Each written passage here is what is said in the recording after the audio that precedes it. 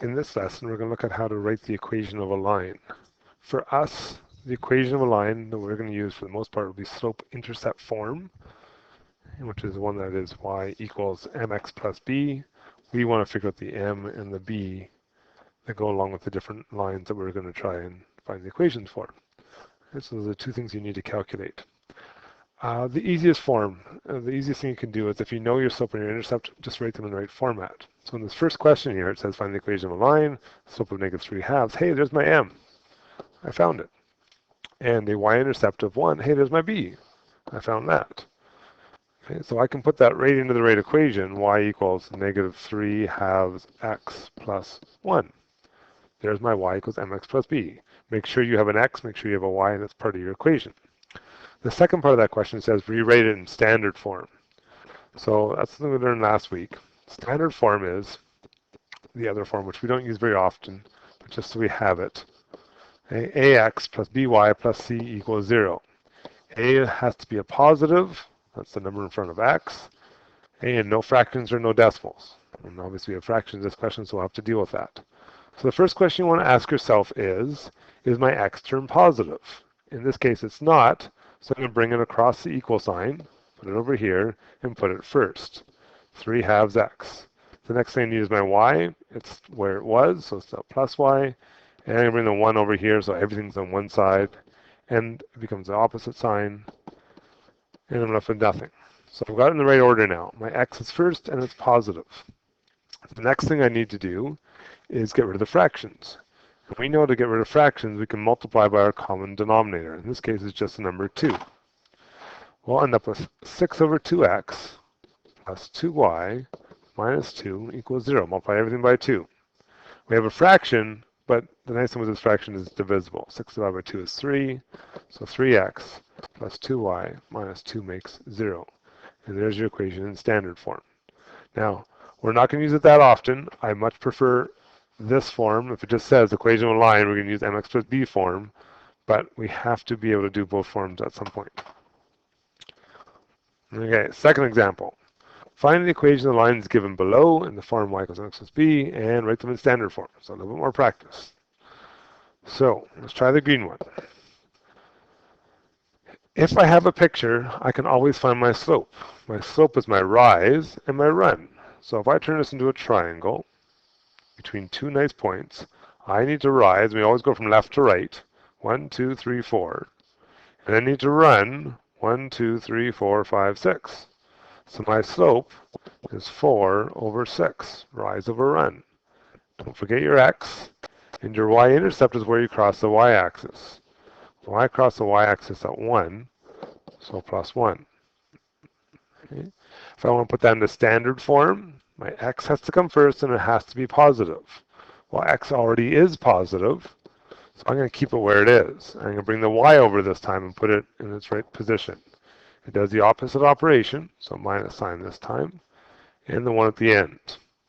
We have that same issue where we have a fraction here. So let's multiply it all by 6. 6 times 0 is 0. 6 times 4 is 24. 6 times y and 6. And if I divide it out, I get 4x minus 6y plus 6.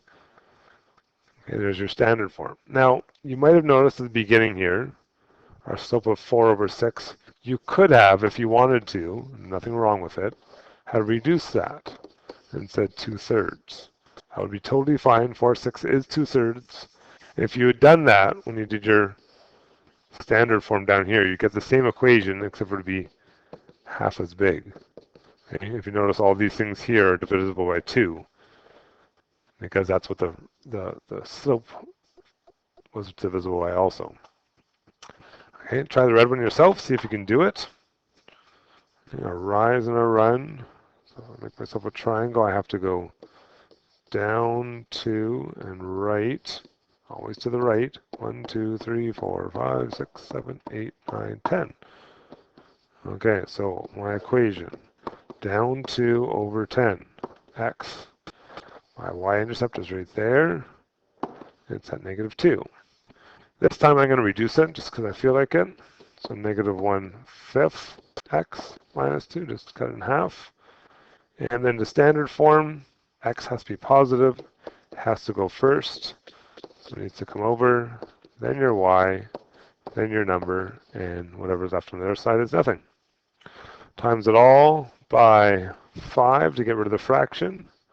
We'll get 5 over 5x, we'll get 5y, we'll get 10, we'll get 0, which in other words is just x plus 5y plus 10 is 0. And there's the equation of our line, standard form and slope-intercept form.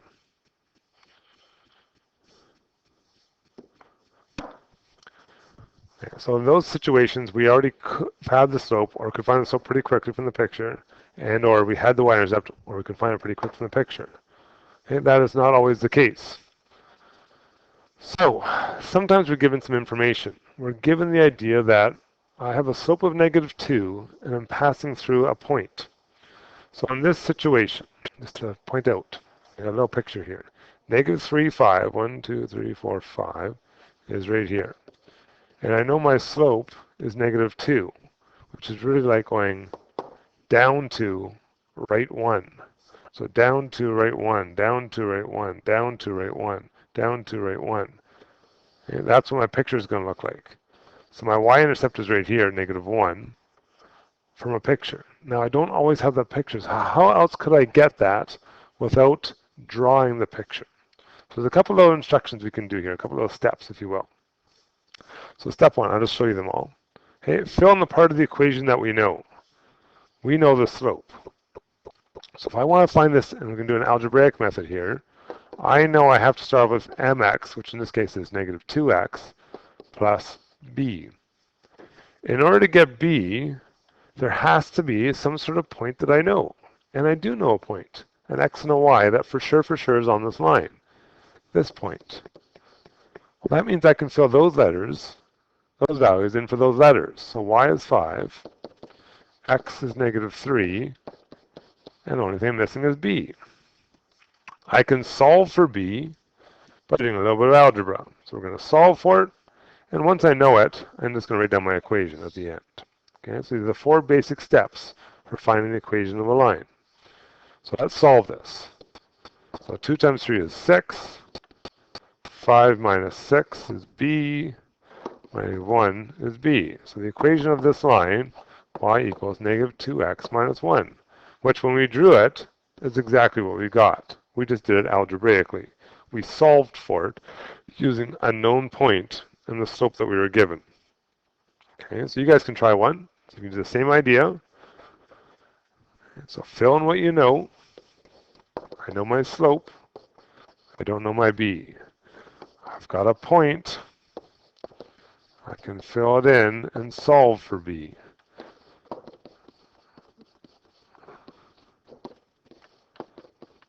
So b is -12. My equation would be 3x minus 12. I think if I wanted to draw it, I could have the point 4, 0, 1, 2, 3, 4, and my slope is 3. In other words, up 3 over 1. Up 3 over 1. Up 3 over 1. Now, that doesn't really cross the y-axis, so if I want to figure out what's happening, I can go backwards. So down 3, left 1. Completely backwards. Down 3, left 1, down 3, left 1, down 3, left 1. Oh, way down there. If I count, 1, 2, 3, 4, 5, 6, 7, 8, 9, 10, 11, 12. Hey, it's the same answer I got, but much faster algebraically than it was graphically. Okay, so we're going to try and avoid the graphic way from now on. We'll just use the algebra. Okay, find the equation of a line given that it passes through 2 points. 5, 4. So 5, 4. 1, 2, 3, 4, 5. 1, 2, 3, 4. And 1, 8. Okay, so I know it's going to go through here like this. I need to figure out the equation of that line. Again, we want to try to avoid the graphic way. From the graph, I can see it's going to be about 9. That's my guess. But I want to avoid that. So what can I do? Well, if I have 2 points, I can find a slope. So I'm going to calculate the slope this time using my slope equation. Once I know that, hey, we can fill in what we know. We can substitute a known point. We're going to have 2 of them this time. We can solve for b, and we can write our equation. These 4 steps are exactly the same thing once I have my slope. So let's try it.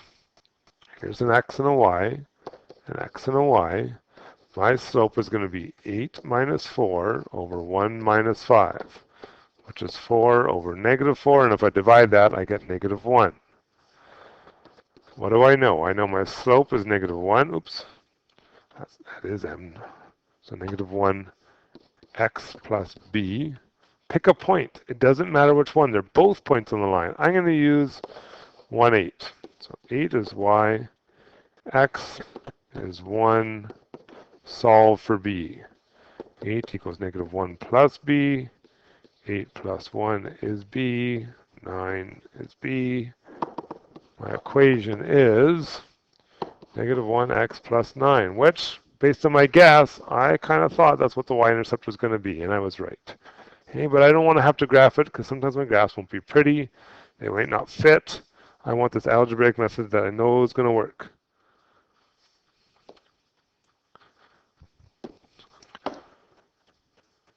Okay, so you guys can try this one. Same idea, your choice. You try it this time. Find our slope. So negative 10 minus 0. Make sure the y's go on the top.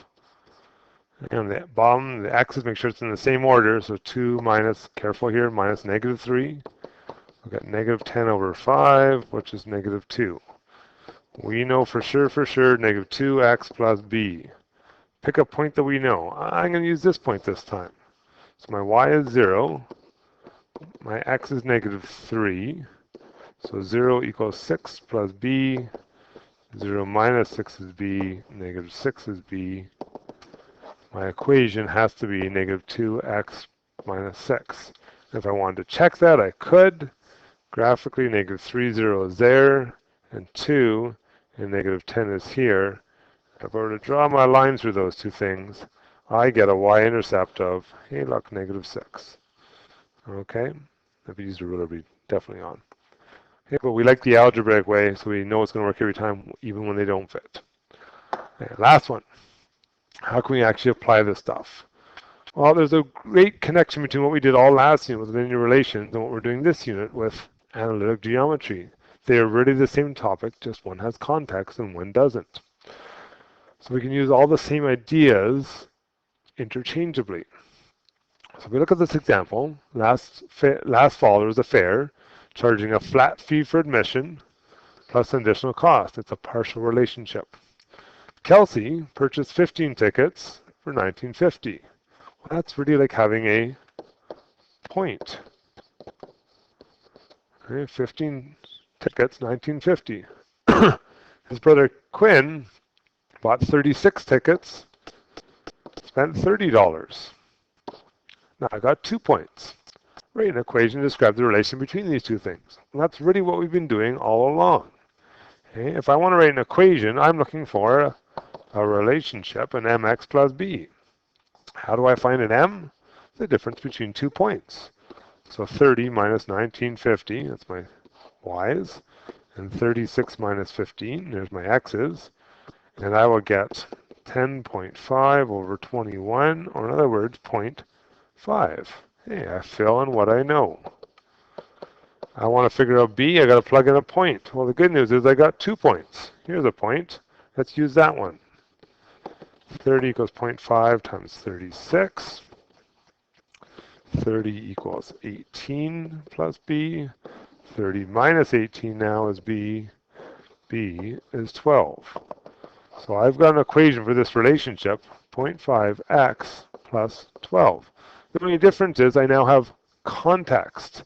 I've got some words, so I need to define my variables. What does x represent in here? Well, x is my number of tickets. And y is my cost. Because that's what these things were when I made these points, right? Tickets and cost. So for part B, what does the slope and y-intercept represent? Okay, well, the slope, which is our rate, is the cost per ticket. Because if you think about it, these are your costs, and these are your tickets. Okay? For our y-intercept, which is our initial value, right, would be our admission fee, how much it costs to get into the fair. Okay, so again, we have context. And part C, what would it cost to buy 50 tickets? Okay, so for 50 tickets, tickets were X, right? So when X is 50, I get Y equals 0.5 times 50 plus 12. Or in other words, 25 plus 12 or $37. Okay, and that's how we can find the equations of lines in the form mx plus b when we have context and without.